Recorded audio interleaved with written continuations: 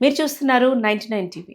ఈరోజు నాతో special hour of డిస్కషన్‌లో ఉన్నది none other than doctor Raghuvanshi garu, surgical oncologist.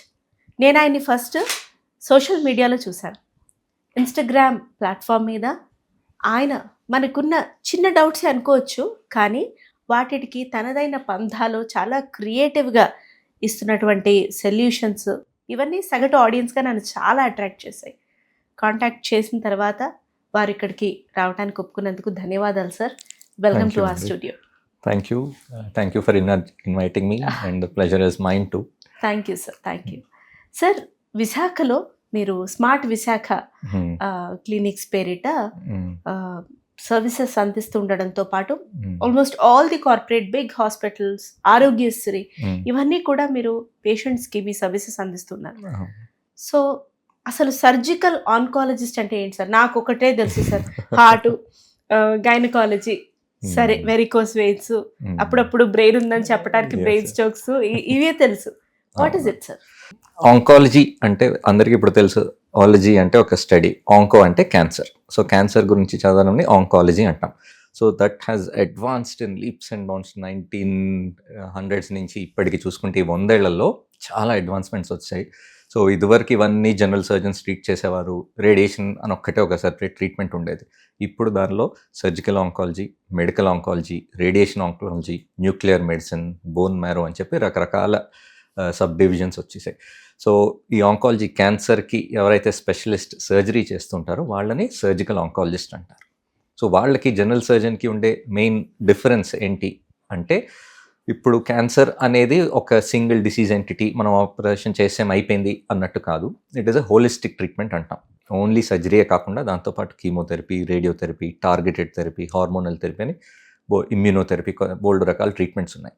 ఇవన్నీ ఆలోచించుకుని దానికి ఒక సీక్వెన్స్ ఆఫ్ ట్రీట్మెంట్ అంటారు. ఒక్కోసారి సర్జరీ ఫస్ట్ చేస్తాం, ఒక్కోసారి కీమోథెరపీ ఫస్ట్ చేస్తాం, ఒక్కోసారి రేడియేషన్ ఇచ్చి సర్జరీ చేస్తాం. సో ఇవన్నీ మైండ్లో పెట్టుకుని నాట్ జస్ట్ రిమూవింగ్ ట్యూమర్ కాకుండా మేము ఏంటంటే అందరం కలిపి కూర్చుని డిస్కస్ చేసి మల్టీ డిసిప్లినరీ ట్రీట్మెంట్ అంటాం. అలా కలిపి చేస్తాం. సో దానిలో సర్జన్ని సర్జికల్ ఆంకాలజిస్ట్ అంటాం. సో నాకు అర్థమైంది ఏంటంటే, సర్జికల్ ఆన్కాలజిస్ట్ అంటే అది బ్రెస్ట్ క్యాన్సర్ కానివ్వండి, లంగ్ క్యాన్సర్ కానివ్వండి, లేకపోతే థైరాయిడ్ క్యాన్సర్ కానివ్వండి, ట్రూ ట్రూ. ఇంకేమున్నాయి సార్? చాలా ఉన్నాయి. Stomach cancer, liver cancer, pancreas, పెద్ద పేగులో క్యాన్సర్, అలాగే బోల్డ్ రకాల క్యాన్సర్. మన క్యాన్సర్స్ అని వచ్చేమంటే almost every organ in the body, starting from skin, brain, eye, nose, mouth, throat, thyroid, breast, gastro intestinal అంటే స్టమక్, ఇంటెస్టైన్స్లో, లివర్లో, any part of the body, అలాగే సాఫ్ట్ టిష్యూ సార్కమస్, బోన్, వీటన్నిటిలో కూడా క్యాన్సర్స్ వస్తాయి. ఎక్సెప్ట్ హార్ట్ అండ్ స్ప్లీన్, వాటిలో very rare. Rest of any part of the body can develop a cancer unfortunately. ఏదైనా మీరు అలా సర్జరీ చేసి బై బై చెప్పి తీసేస్తారు అనమాట. అలా తీయగలిగితే అంతకన్నా మంచిది ఏముండదండి. పేషెంట్కి మంచిది. We're also happy because surgery is the cornerstone of any cancer treatment. Solid tumours అంటాం. ఎక్కడైనా ఆర్గన్లో ఒక కాయలా కానీ ఒక సాలిడ్ ట్యూమర్ ఫామ్ అయితే అది ఎప్పుడైనా సర్జరీ చేయగలిగాము అంటే క్యూర్ ఛాన్స్ చాలా హై ఉన్నట్టు. ఇన్ ఎడిషన్ దాంతోపాటు అడిషనల్ ట్రీట్మెంట్స్, కీమోథెరపీ, రేడియోథెరపీ ముందో తర్వాత ఇవ్వచ్చు. But if it is feasible, surgery కుదిరింది అంటే డెఫినెట్లీ క్యూర్ అయ్యే ఛాన్స్ చాలా బాగున్నట్టు. Wonderful sir. క్యాన్సర్ మన బాడీలో బ్లడ్ సెల్స్లో వచ్చేది, ఏదైనా బ్లడ్ సెల్స్లో అవకతవకలే క్యాన్సర్కి కారణం ఏదో ఇది నాకు కొంచెం తెలుసు. మన బాడీలో ఉన్న మన బెడ్ సెల్ మన కోసం పోరాడకుండా అగేన్స్ట్గా పోరాడి మనకెందుకు సరైన సమస్యలు తెస్తుంది sir? Interesting question. Blood cell అనే అనలేము. బ్లడ్ సెల్లో వచ్చే క్యాన్సర్ని బ్లడ్ క్యాన్సర్స్ వస్తాయి. అంటే మన బాడీలో బ్లడ్లో ఉండే రకరకాల కణాలు ఉంటాయి. వాటిలో వచ్చే క్యాన్సర్స్ని బ్లడ్ క్యాన్సర్, అవి లిక్విడ్ అనమాట. డిఫరెంట్ ఆర్గన్స్లో, స్టార్టింగ్ ఫ్రమ్ స్కిన్, నేను ఇప్పుడు చెప్పిన డిఫరెంట్ ఆర్గన్స్లో ఉండే సెల్స్, వాటి స్పెసిఫైడ్ ఫంక్షన్, వాటిల్లో వచ్చే మార్పుల వల్ల వాటిలో క్యాన్సర్స్ వస్తాయి. ఏంటవుతుంది అంటే యూజువల్లీ వీటిని ఏంటంటే యూజువల్గా మనకి అందరికీ తెలిసిన ఇన్ఫెక్షన్స్ మీరు అంటూ ఉంటారు. మనకి జలుబులు, దగ్గులు, తుమ్ములు, ఆర్ ఏదో పొట్టపాడడం అవన్నీ వచ్చాయంటే బయట నుంచి మనం తెచ్చుకుని ఏదో ఒక క్రిమి, బ్యాక్టీరియా అవ్వచ్చు, వైరస్ అవ్వచ్చు, ఫంగస్ అవ్వచ్చు, ఆ సిస్టంలోకి ఇన్వాల్వ్ అయ్యి it will cause some damage and దానివల్ల మనకు ఆ ఇన్ఫెక్షన్స్ వస్తాయి. ఇదేంటంటే వేరియస్ ఫ్యాక్టర్స్ వల్ల లోపల నార్మల్గా ఉండే మన సెల్స్ వాటిలో మార్పు వచ్చేస్తుంది. మన హోల్ బాడీకి ఒక బ్లూ ప్రింట్ అని ఉంటుంది. అది మనకి జీన్స్ అన్నమాట, మన డిఎన్ఏ అని అంటాం, అది మీకు ఐడియా ఉండొచ్చు. అవును సో సార్. దానివల్లే ఇప్పుడు ఒక మనిషి ఇంత హైట్ ఉంటాడు, ఈ రంగులో ఉంటాడు, జుట్టు ఇలా ఉంటుంది, వాళ్ళ మొహం ఇలా ఉంటుంది, ముక్క ఇలా ఉంటుంది, అవన్నీ డిజైన్ అయి ఉంటాయి. సో వాటిల్లో ఏవైనా మార్పులు వచ్చాయి అంటే అప్పుడు ఆ సెల్ సడన్గా మారిపోతుంది. ఇన్నాళ్ళు నార్మల్గా బిహేవ్ చేస్తున్న సెల్ సడన్గా అబ్నార్మల్గా బిహేవ్ చేయడం మొదలెడుతుంది. ఇంత గ్లూకోజ్ 10 గ్రాముల గ్లూకోజ్ తినేది ఇప్పుడు 100 గ్రాముల గ్లూకోజ్. సో అలాగా, so it will take a lot of nutrition surrounding సెల్స్ని తీసి అలాగే గ్రో అయి క్యాన్సర్ కింద మారుతుంది. సో దాని ఇన్సైటింగ్ ఫ్యాక్టర్ అంటాం, దాని ముందు ఒక ఫ్యాక్టర్ ఏదో దాన్ని ట్రిగర్ చేసి అది వస్తుంది. వాటన్నిటిని రిస్క్ ఫ్యాక్టర్స్ అంటాం అనమాట క్యాన్సర్. వాటి వల్ల నార్మల్గా ఉండాల్సిన సెల్ సడన్గా అబ్నార్మల్గా మారిపోయి ఇలాగ మన బాడీలో క్యాన్సర్ కింద మారుతుంది.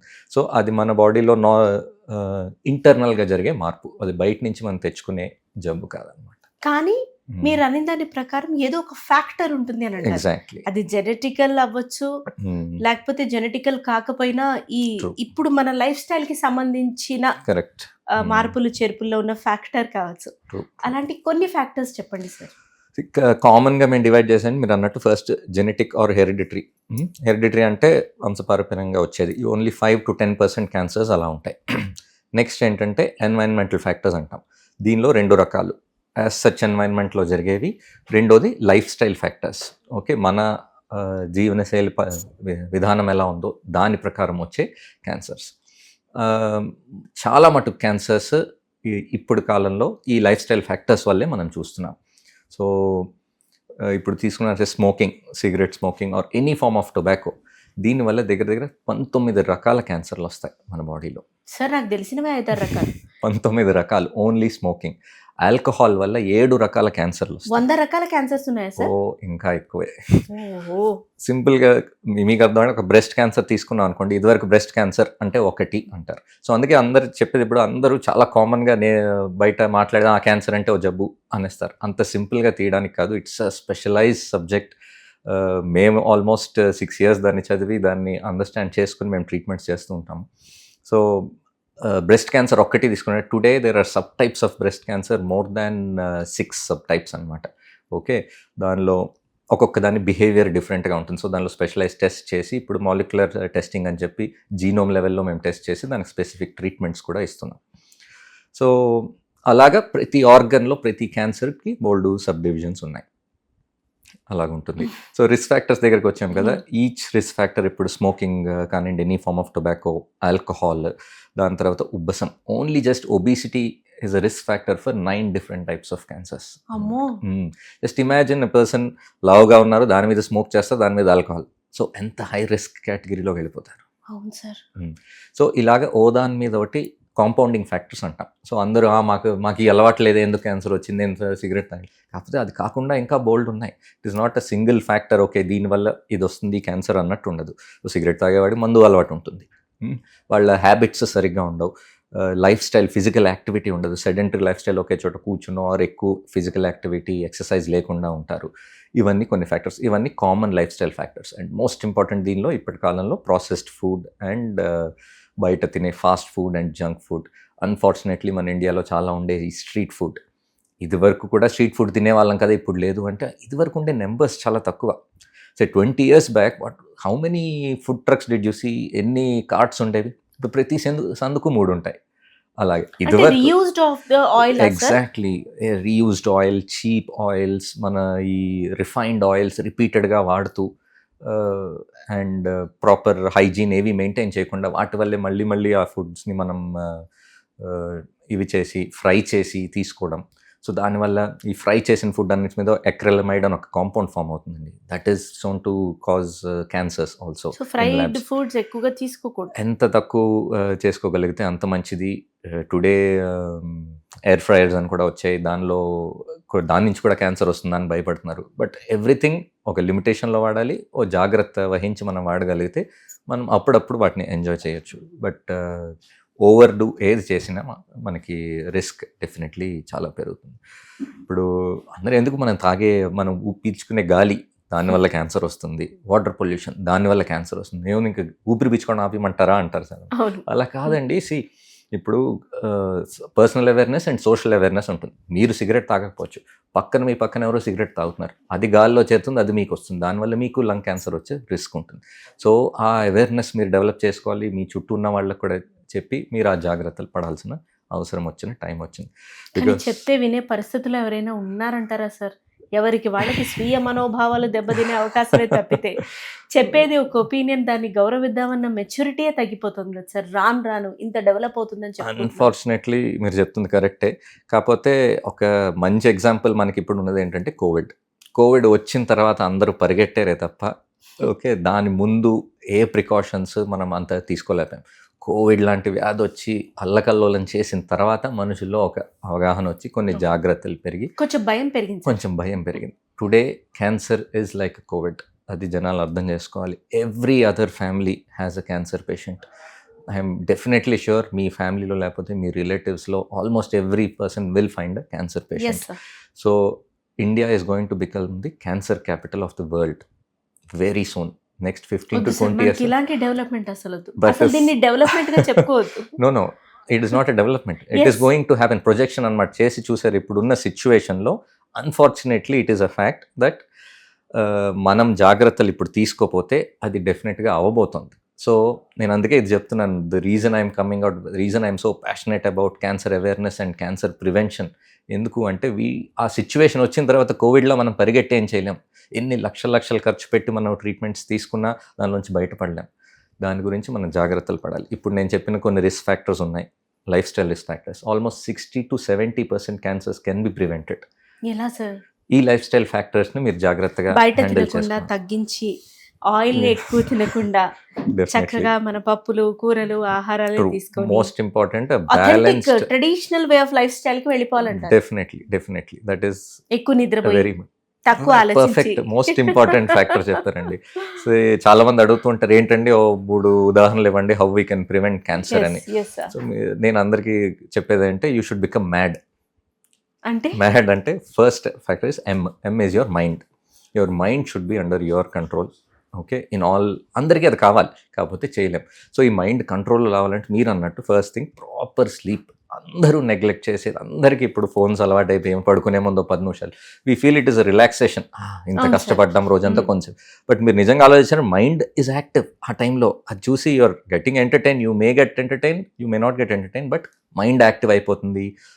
సెల్స్ అన్ని యాక్టివ్ అయిపోయి మీరు proper sleep whatever 7 to 8 hours of proper sleep మీకు కావాలో అది మీకు జరగట్లేదు. It's always a disturbed sleep. ఆ రిలాక్సేషన్ అనేది మనకి రావట్లేదు. సో అది మనం తెచ్చుకోవాలి. And in general stress factors ఏమున్నాయో మీ లైఫ్లో అవి మీరు మేనేజ్ చేసుకోవాలన్నమాట. ఇది 1. ఏ అంటే యాక్టివిటీ, అంటే exercise. It is mandatory, compulsory. So నేను ఇప్పుడు 6 hours ఆపరేట్ చేస్తుంటాను, 4 hours ఆపరేట్ చేస్తానని చెప్పి నేను ఎక్సర్సైజ్ మానేసాను అనుకోండి, నాకు మెడ నొప్పులు నడ్డి నొప్పులు అన్నీ వచ్చేస్తే రేపు ఆపరేషన్లు కూడా చేయలేను. So I make it a point to exercise daily at least minimum ½ hour. తెలుస్తోంది sir. Thank you. It is something I feel we should all live by as doctors and everyone. It is not just ఇప్పుడు ఏంటంటే ఎవరి చేతిలోనో మనం తీసుకెళ్ళి ఇలాగ అయిపోయింది అనుకుంటే మన చేతిలో ఉన్న మనం డెఫినెట్లీ కంట్రోల్ చేసుకోవాలి. So physical activity general recommend అంటే ½ hour per day 5 days a week minimum of intense activity చేసుకోవాలి. And strength training another important factor. ఏంటంటే చాలామంది మనం ఇండియన్స్లో చూసేది అండ్ ఎస్పెషలీ లేడీస్లో చూసేది ఒక ఏజ్ అయిన తర్వాత ఈవెన్ జెంట్స్లో కూడా they don't do enough activity which is good for the muscle. Yes. So today research has clearly proven the most important organ other than your heart and brain for living a long life is a muscle. Okay, so all the ladies who come to me, patients అవనండి వాళ్ళ relatives, నేను ఒకటే చెప్తాను, మీరు ఏదైనా జిమ్కి వెళ్ళిపోక్కర్లేదు, అందరూ heavy lifting ఏం చేయక్కర్లేదు. Have 5 kgs dumbbells at home at least 2 to 3 times a week. యూట్యూబ్లో చూడండి, ఓ మంచి ఎక్సర్సైజ్ రొటీన్ మీకు నచ్చింది పెట్టుకోండి. At least 15 to 20 minutes 3 times a week మీరు ఎక్సర్సైజ్ చేశారనుకోండి, బాడీలో ఉన్న మజిల్స్ అన్నిటినీ స్ట్రాంగ్గా చేసుకుంటారు. ఎస్పెషలీ మెనోపాజ్ వచ్చాక బోల్డ్ రకాల క్యాన్సర్ రిస్క్ పెరుగుతాయి. ఇవన్నీ మీరు ముందు నుంచి చేసుకున్నారనుకోండి, once your muscle strength and bone strength is good, చాలా రకమైన క్యాన్సర్స్ కూడా రిస్క్ తగ్గుతాయి అన్నమాట. Wonderful sir. Next the diet. Most important thing that we already discussed. So any kind of processed food ఇప్పుడు మనం ఇంకా మన డైలీ అలవాట్లు అయిపోయింది. స్విగ్గీ, జొమాటో అవన్నీ అక్కడి నుంచి అవును, వస్తాయి. నాట్ ఆ ఫుడ్ ఎక్కడి నుంచి వస్తుంది. వినాలి సార్ మాట. అంటే అందులో కూడా ఇప్పుడు సమ్మర్స్ కూడా అవుతున్నాయి కదా సార్, ఏదో ఒకటి తినాలని, ఏదో ఒకటి చల్లగా తీసుకోవాలని కోరిక, అది బ్రెయిన్ అదే, మీరు మళ్ళీ అదే ముందుకు వస్తుంది. Keep your mind in your control. True. ఈ 3 ఫ్యాక్టర్స్ అలాగే ఉంటాయి. Unfortunately it will require a lot of willpower also. జనాల్ని భయపెట్టాలని కాదు, but that is what we're seeing on a daily basis. చాలా మంది వచ్చి సోషల్ మీడియాలో మీరు చూస్తూ ఉంటారు, అడుగుతుంటారు రకరకాల doubts. I cannot clarify all of them because we see them on a daily basis. That is the negative part. అంటే ఇంతమంది క్యాన్సర్ వస్తుంది. ఎస్, పాజిటివ్ కూడా ఉంది, we're able to treat and get good cures. But ఆ స్టేజ్కి రాకుండా చేసుకోవడానికి ఇంకా ఇట్ వుడ్ బి బెటర్ అనమాట. So diet, most importantly what we miss in our diet is fibre. చాలామంది మనం ఫోకస్ చేయండి ఏంటంటే ఆకుకూరలు తింటున్నామా లేదా, మనం పెరుగు తింటున్నామా లేదా, yoghurt, some form of this fibre per day at least మనకు 25 to 30 grams ఆఫ్ ఫైబర్ ఉన్నదనుకో, మన ఓవరాల్ గ్యాస్ట్రోఇంటెస్టినల్ సిస్టమ్ చాలా మంచిగా పనిచేస్తుంది. వన్స్ మీ మోషన్ ఇవన్నీ క్లియర్ అవుతాయి, మీ టాక్సిన్స్ అన్నీ చాలా మంచిగా క్లియర్ అవుతాయి. సో మీరు కొన్ని ఇటు అటు తిన్నా కూడా ఇవన్నీ తీసుకుంటే మీరు అన్నట్టు ప్రాసెస్ ఫుడ్ మన టేస్ట్కి కావాల్సిన కొన్ని తింటాం. కాకపోతే ఈ ఫైబర్ ఇవన్నీ ఎక్కువ తీసుకునేసరికి అవి కూడా క్లియర్ అయ్యే ఛాన్సెస్ బాగుంటాయి. దెన్ ప్రోటీన్ చాలా important. Minimum 1 gram per kg body weight. 50 kgs ఉంటే 50 grams ఆఫ్ ప్రోటీన్ ఎలాగోలా వెళ్ళాలి. వెజిటేరియన్ సోర్సెస్ కానివ్వండి, నాన్ వెజిటేరియన్లో కూడా మీరు boiled chicken, any kind of fish, it is always good. Occasionally mutton తిన్నా కూడా పర్వాలేదు, that is not a problem, but have adequate protein on a daily basis. వెజ్లో sir, apart from paneer, apart అంటే there are not much options, but మన పప్పులు, lintels, all form అన్ని రకాల పప్పులు ఉన్నాయి. దాని తర్వాత chana, rajma, soybean, tofu. Okay, then you have మన నట్స్ ఉన్నాయి, వాల్నట్స్, గ్రౌండ్ నట్స్, క్యాష్యూ, ఇవన్నీ, పిస్టా, ఇవన్నీ కూడా మంచివి. ఇన్ అడిషన్ సీడ్స్ చాలా యూస్ఫుల్ అండి. Flax seeds, chia seeds, then mustard seeds, pumpkin seeds, ఎన్ని రకం ఈ సీడ్స్ అన్నిట్లో they have good protein content, good fibre content. So ఇవన్నీ యాడ్ చేసుకుని మీ డైలీ కావాల్సిన ఇది తీసుకుంటారు. If you're deficient definitely supplement తీసుకోవచ్చు, బట్ ఎంతవరకు అయితే అంత న్యాచురల్గా మనం డయట్లో ఇవి యాడ్ చేసుకోగలిగితే then your overall health will improve. ఇలాంటి భయాలు ఉండవు ఇంకా మీకు. క్యాన్సర్ వస్తుందనే భయం నేను గ్యారంటీ ఇస్తాను 100%. ఓకే, మీరు గ్యారంటీ ఇస్తున్నారు, కానీ ఇప్పుడు అవైలబుల్గా ఉన్న సోషల్ మీడియా పాపమా అని, పుణ్యమా అని అన్నారు, పాపమా అని బోల్డ్ డౌట్లు, 1,00,000 టిప్లు, కోట్ల వీడియోలు, కరెక్ట్, చిన్న మెడ నొప్పి దగ్గర నుంచి క్యాన్సర్ ఆపరేషన్ వరకు ప్రతి ఒక్కటి అవైలబుల్గా ఉన్నాయి. ఏది పాటించాలో తెలియదు, పాటించుకుంటూ పోతే మనం ఏంటో తెలియదు. సరే, ఈ సోషల్ మీడియాకి సంబంధించి డిటాచ్మెంట్ ఎలా పాటించాలి సార్? అది మాత్రం కరెక్ట్. రీసెంట్గా మొన్నే ఒక వీడియో కూడా చేశానంటే నేను, గూగుల్ చదివేసి పేషెంట్స్ వస్తున్నారు, డాక్టర్స్ని రకరకాల క్వశ్చన్లు అడుగుతున్నారు. So and also my primary reason for getting in to social media and developing this awareness is cancer గురించి నేను ఆల్రెడీ మీకు ఒక ఐడియా ఇచ్చాను. The kind of subject it is, the kind of depth it has. ఒక understanding ఉండాలి. ఇప్పుడు టెక్నికల్గా అందరూ ఓ పని చేసేయగలరు, ఫొటోస్ తీసి వచ్చి నేను మంచిగా ఫొటోస్ తీస్తాను. కాకపోతే ఓ పర్సన్, కెమెరామ్యాన్ తీసే ఫోటో వేరు, నేను తీసే ఫోటో వేరు, రెండు చూడడానికి బయట వాళ్ళు ఎవరు తేడా చెప్పలేకపోతే. అలాగా ఓ ఆంకాలజిస్ట్ ట్రీట్మెంట్ చేసేది వేరు, ఎవరో చెప్పి అదే మీకు నచ్చిన చోట చేసుకోవడం ఏదో చేసుకోవడం వల్ల definitely the results will change. So even the advice to prevent cancer or to treat cancer should be coming from a proper reliable source. So ఇంత స్పెషలైజ్డ్ సబ్జెక్ట్ నేర్చుకుని ఇంతమంది ఆంకాలజిస్ట్ అవైలబుల్గా ఉండగా that doesn't make sense online వెళ్ళి, it may be a physiotherapist, dietitian, nutritionist, lawyer, chemical engineer, రకరకాల వాళ్ళు they are getting into nutrition. ఎందుకంటే అందరికీ ఇప్పుడు మీకు నేను చెప్పక్కర్లేదండి ఏంటి మంచి ఆహారం అని. మీ అమ్మగారు, మీ అమ్మమ్మ గారు ఎవరో ఒకళ్ళు మీరే అన్నారు మన పాత పద్ధతులు తినేటట్టు అని. సో అలాగా అందరికీ తెలుస్తుంది, ఒక ఐడియా డెఫినెట్లీ ఉంటుంది. బట్ ఇది ఒక సిస్టమాటిక్ వేలో ఇప్పుడు చెప్పుకోవచ్చు. So definitely a combination. ఇప్పుడు నేను కూడా I have my own nutritionist there. So మీ ఇద్దరం కలిసి డైటీషియన్ చేసే స్పెషలైజ్డ్ ప్లాన్స్ ఇచ్చే పేషెంట్స్కి చెప్తూ ఉంటాం. సో అలాగా ఒక టీమ్ దగ్గర మీరు అడ్వైస్ తీసుకోగలిగితే that is always better. But don't follow any random advice set by anyone online. ఎందుకు నేను ఇది చెప్తున్నానంటే నేను చూశాను అవి ఎగ్జాంపుల్స్ ఏంటంటే వాళ్ళు చెప్పేస్తారు ఇప్పుడు ప్రతి ఒక్కళ్ళు వీడియోలో పెట్టేస్తారా ఈ రీసెర్చ్లో అది వచ్చేసింది అని. అవును సార్. కాకపోతే ఆ రీసెర్చ్ది ఎంత కరెక్ట్ ప్రాపర్ రీసెర్చ్ కోట్ చేశారా లేదా మీరు మళ్ళీ వెళ్ళి చెక్ చేయరు. ఆ రీసెర్చ్ కరెక్ట్గా జరిగిందా లేదా అది మీ వల్ల కాదు, కామన్ మ్యాన్ వల్ల కాదు. మేమే ఒక రీసెర్చ్ ఆర్టికల్ తీసుకున్నాము అంటే దానికి నిజంగా వాల్యూ ఉందా, రీసెర్చ్ అని పెట్టి ఎక్కడైనా పబ్లిష్ చేయొచ్చండి, లక్షల కోట్ల రీసెర్చ్ ఇవి ఉన్నాయి ఇప్పుడు, పబ్లికేషన్స్ ఉన్నాయి. కాకపోతే దానిలో ఏది వ్యాలిడ్, Authentic. ఏది అథెంటిక్ అని మనకు కరెక్ట్గా తెలియాలి అంటే the person should and scientific person can only understand that and then give you a proper review on that. వాటిల్లో కూడా కొన్ని ఫ్లాస్ ఉంటాయి. వాడి రిపోర్ట్ ఒకటి ఇచ్చి కింద చిన్న లైన్లో రాస్తాడా దీన్ని అంత సీరియస్గా తీసుకోవద్దు, దీన్ని ఇంకా ఫర్దర్ స్టడీ చేయాలని వాడు చిన్నగా రాస్తాడు. కాబట్టి ఆ మెయిన్ హెడ్ లైన్ పట్టించుకుని ఈ అవగాహన లేని వాళ్ళు కొంతమంది అది సోషల్ మీడియాలో కొంచెం అది ఇంకా తప్పు కదా సార్, మైండ్ ని కన్ఫ్యూజ్ చేయడం అనేది. Exactly. I'm not saying everyone is there. No, no, I have seen wonderful fitness trainers, wonderful nutritionist, they give very good advice. But definitely there may be 50% వేసుకోండి which can be reliable. So అందుకు definitely take your health in your own hands. Social మీడియాలో కూడా చెప్పింది ఇది ఎవరు చెప్పినా నమ్మద్దు. మీరు ఒక డాక్టర్ అని చెప్పినా కూడా ఆయన్ని గూగుల్ చేసి ఆయన నిజంగా డాక్టర్ కూడా చెక్ చేసుకోండి కరెక్ట్గా. ఇప్పుడు నేను క్యాన్సర్ స్పెషలిస్ట్ అని చెప్పేసి నమ్మద్దు. You go and search what I have done and what I have not done and then you can see if you can rely on me yes yes and take my advice. Yes sir. English medicines అని అంటారు audience. Yes. నేను కూడా అనుకుందాం, Yes. అమ్మో English medicine జోలికి వెళ్ళొద్దు, ఏదొచ్చినా వేరే పద్ధతులు, అంటే ఇది తప్పు కరెక్ట్ అని కాదు అసలు జనరల్, అలా వేరే పద్ధతులకు వెళ్ళి మేబీ సక్సెస్ అయిన వాళ్ళు ఉన్నారు, కానీ ఇంకా అది స్టేజెస్ ముదిరిపోయి ఏమీ చేయలేక ప్రాణాలు కోల్పోయిన వాళ్ళు ఉన్నారు. ఆ శాతం మీరు చెప్పండి. అండ్ ఎందుకు English medicines, antibiotics big no వద్దు అని ఎందుకు అంటారు, ఏంటి, ఎందుకు ఇలా మిత్ ఉంది? Before I get into that మీకు ఒక ఇంట్రెస్టింగ్ ఫ్యాక్ట్ చెప్తాను. ప్లీజ్. రీనల్ సెల్ కార్సినోమా అంటే కిడ్నీ క్యాన్సర్, న్యూరోబ్లాస్టోమా అని నరాల్లో వచ్చే ఓ క్యాన్సర్, హెప్టోబ్లాస్టోమా అని లివర్లో వచ్చే క్యాన్సర్ పిల్లల్లో, రెటినోబ్లాస్టోమా అని కంట్లో వచ్చే ఓ క్యాన్సర్, ఇంకొక రకమైన కొన్ని సార్కోమాస్ ఉన్నాయి. ఇవి already known cancers which regress spontaneously, అంటే వాటంతట అవే క్యూర్ అయిపోతాయి. సరేనా, ఇది విన్నారు. ఈ గమ్మత్ ఎవరికీ తెలియదు. అలాగే నేను కూర్చొని నేనే ట్రీట్ చేశాను అనొచ్చు, అంటే అన్నీ అవుతాయని కాదు, there are a small fraction where we have seen అలాంటివి మాయమైపోయాయి. Okay, then there are cases where we have seen advanced cancers, మనం ఏం చేయలేము అని వదిలేస్తాం. 3 years తర్వాత నడుచుకుంటూ నా క్లినిక్కి వచ్చిన మనుషులు ఉన్నారు వితౌట్ ఎనీ ట్రీట్మెంట్.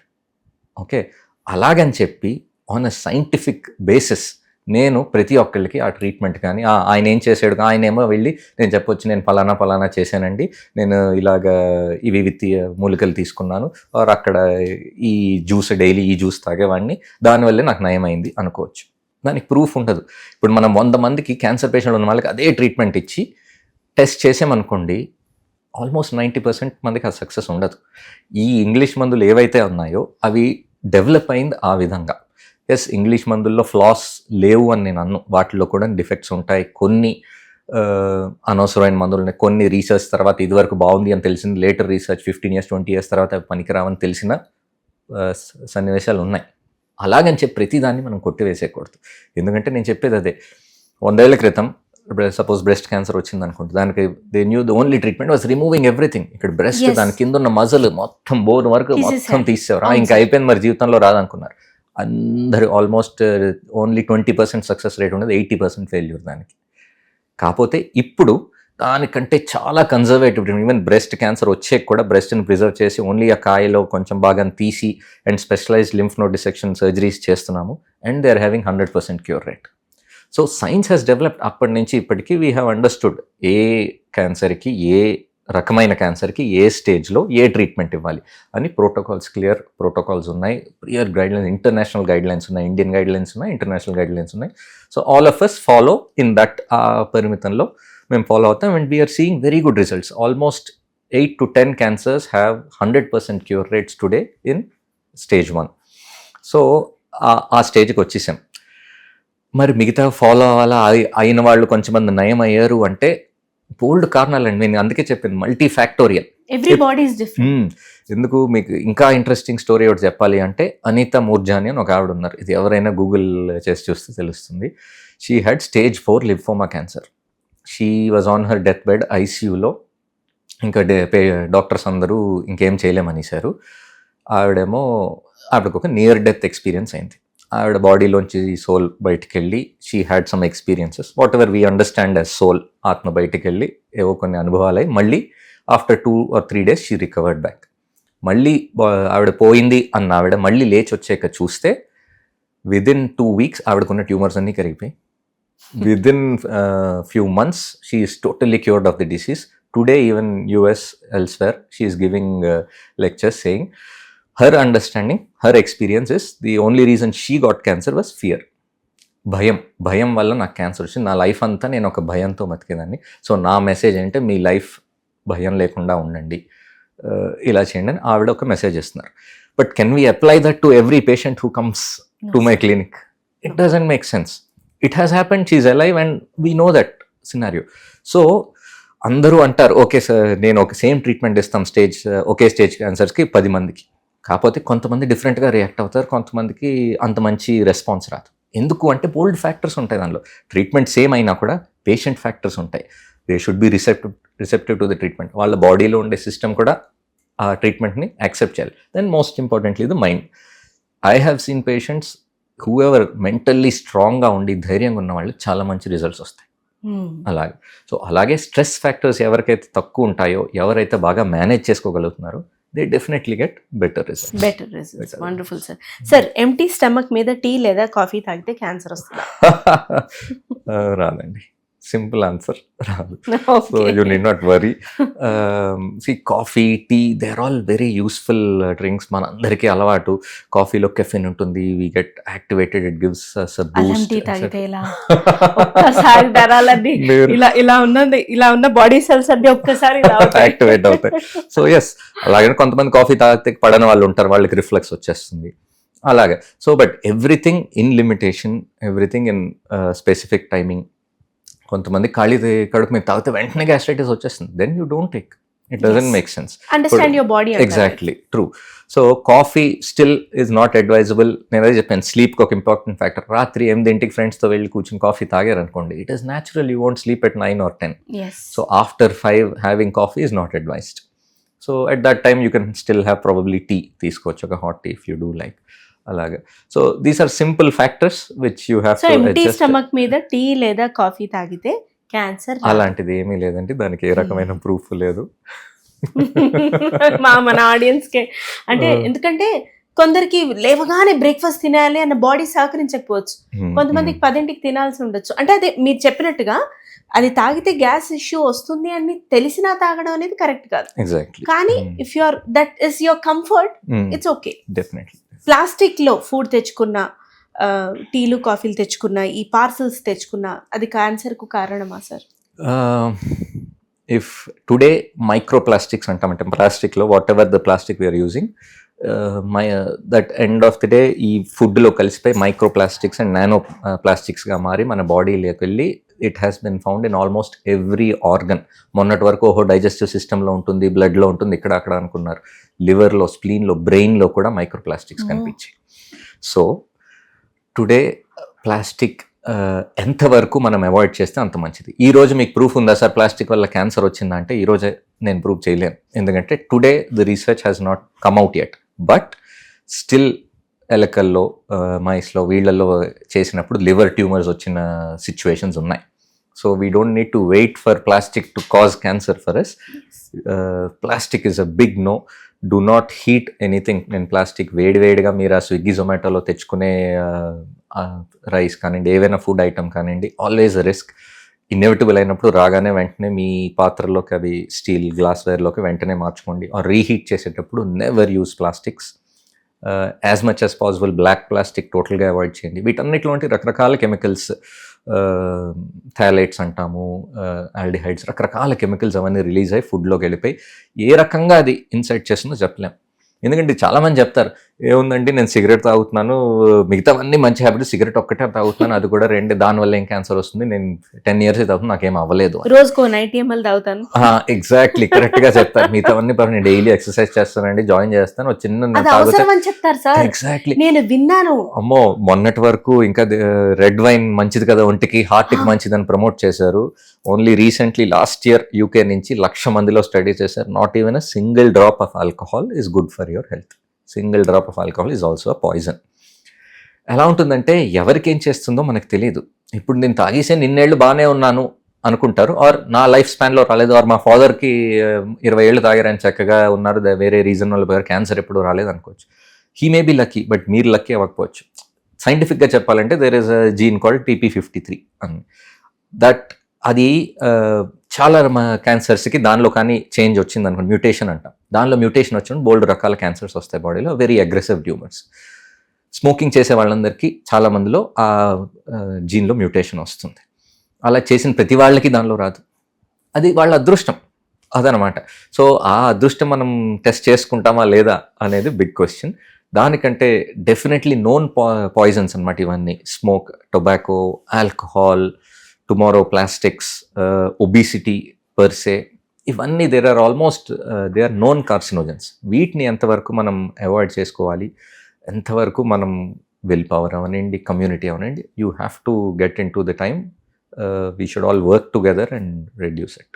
అందుకే fight, join the fight against cancer అని మీరు ఇన్స్టాగ్రామ్ లో పెట్టుకున్న మీ ది స్లోగన్, నినాదానికి అర్థం నాకు ఇప్పుడు తెలిసింది సార్. కానీ ఫర్దర్ ఎపిసోడ్స్ లో I would urge you to please talk about every type of cancer in detail, which answers చాలా మంది క్వైరీస్ కూడా ఆన్సర్ చేస్తుంది సార్. ఈ ఇంటరాక్టివ్ సెషన్ లో ఒక last question sir.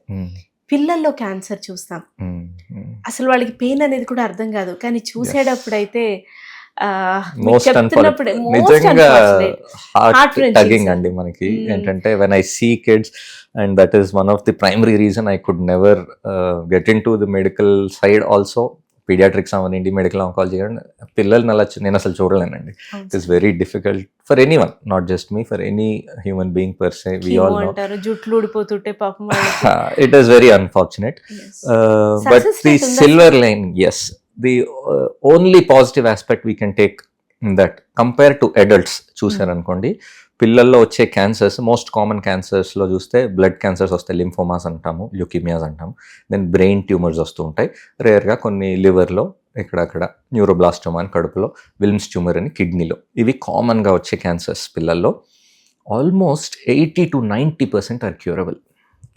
So that is the silver lining. So any kid or baby నా దగ్గరకు వచ్చినప్పుడు వాళ్ళకి అదే నేను ఫస్ట్ చెప్పే మోటివేషనల్ పాయింట్ అయితే, అర్థం కాదు పాప ఏడుస్తూ ఉంటారు, very very emotionally disturbed, but we see wonderful results, they live normal life. ఎందుకు నా junior when I was doing PG, there was my internship వచ్చిన ఒక అమ్మాయి వచ్చింది, షీఈ్ అరౌండ్ 20-22 years అలా ఉండేది.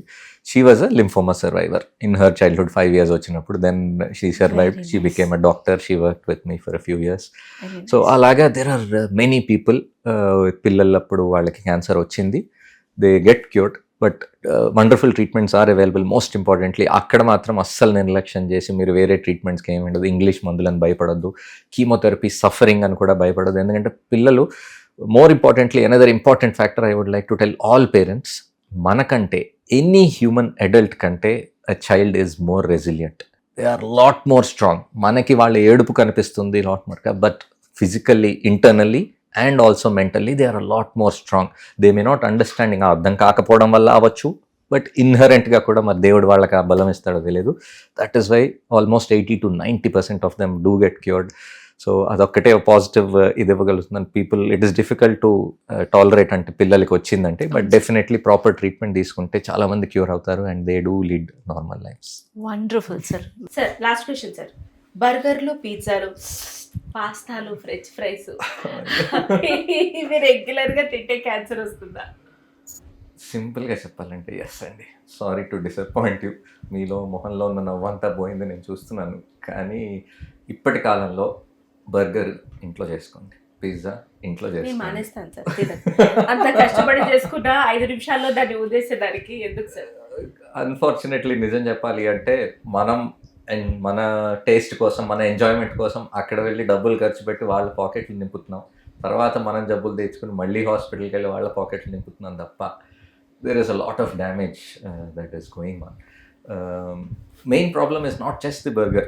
ఇప్పుడు అది మైదాతో చేసిన బన్ ఉంటుంది, దానిలో వేసిన ప్రాసెస్డ్ ఫ్లేవర్డ్ మయోనీస్ కానివ్వండి, రకరకాల whatever flavours they and వేసిన ప్యాటీ, బర్న్డ్ ప్యాటీ, దెన్ దానిలో ఏం ఆయిల్స్ వాడతారో మనకు తెలియదు, పిజ్జా బేస్, ఇవి each one is a factor for cancer. వాటిలో వచ్చే రకరకాల chemicals, there is always a risk for cancer.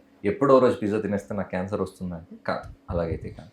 But occasionally you can definitely enjoy these foods as much as possible. మీరు ఇంట్లో చేసుకుని మీరు మంచి ప్రోడక్ట్స్ తెచ్చుకుని మీరు చేసుకోగలిగితే that is the best thing. ఇంట్లో చేసుకోవడం మొదలు పెడితే 2-3 సార్లు అయిన తర్వాత మానేస్తాను సార్. నాకు ఒకటి అర్థమైంది సార్, క్యాన్సర్ అనేది పెళ్లి లాంటిది. అవునా? అవును సార్. అమ్మో. మీరు బర్గర్ వల్ల క్యాన్సర్ రాదన్నారు, పెళ్లి వల్ల సమస్య కాదు, పెళ్లిలో ఉండే వివిధ రకాల సిచ్యువేషన్స్ వల్ల సమస్యలు వస్తాయి, అలాగే బర్గర్ లో ఉన్న ఇంగ్రీడియంట్స్ వల్ల సమస్యలు వస్తాయి. కరెక్ట్. ఇంత విషయం తెలుసుకున్న తర్వాత sir, on this positive note sir, ఈ ఇంటరాక్టివ్ సెషన్ కి చిన్న పాస్ ఇద్దాం. మళ్ళీ ఫర్దర్ గా మీరు వచ్చి through 99 TV amazing awareness in regards to cancer, types of cancer, treatments and what not, tip to toe అన్నీ ఇవ్వాలని కోరుకుంటున్నాం. అండ్ మీ క్లినిక్ లో కూడా విశేషాలని ఈ ఇంటర్వ్యూ ద్వారా మేము కొన్ని చూపించడం జరిగింది. బట్ ఫర్దర్ గా కూడా క్లయింట్ టెస్టిమోనియల్స్ కానీ ఇవన్నీ కూడా మీకు పరిచయం చేస్తాం for our better living. Yes, wonderful and very happy to be associated. And ఇలాగ మీ ద్వారా ఈ అవేర్నెస్ స్ప్రెడ్ అవుతున్నందుకు ఐఎమ్ వెరీ హ్యాపీ. మీరే కదా సార్ పిలిపించారు, join me in Definitely it is a time that we should all do it together and spread a proper awareness to everyone and help them. Thank you, sir. Thank you so much.